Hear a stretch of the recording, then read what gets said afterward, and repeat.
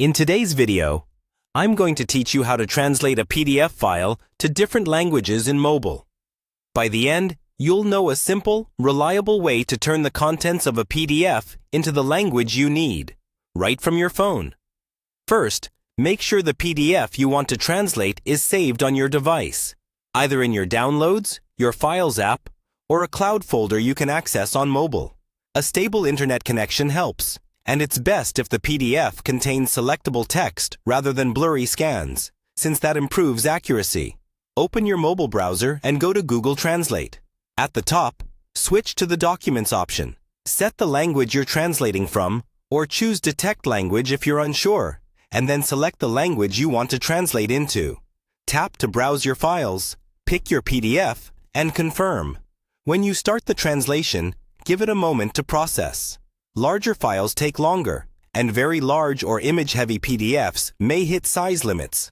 So if it stalls, consider splitting the PDF into smaller sections and translating them one at a time. When the translation loads, you'll see the text rendered in your target language.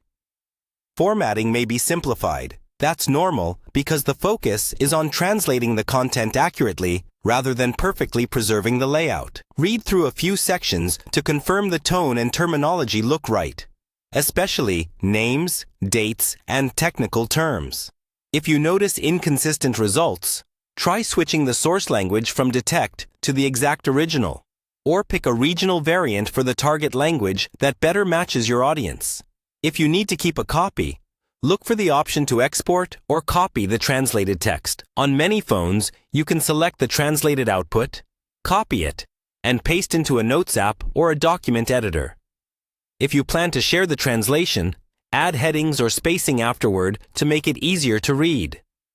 A few practical tips can make this smoother.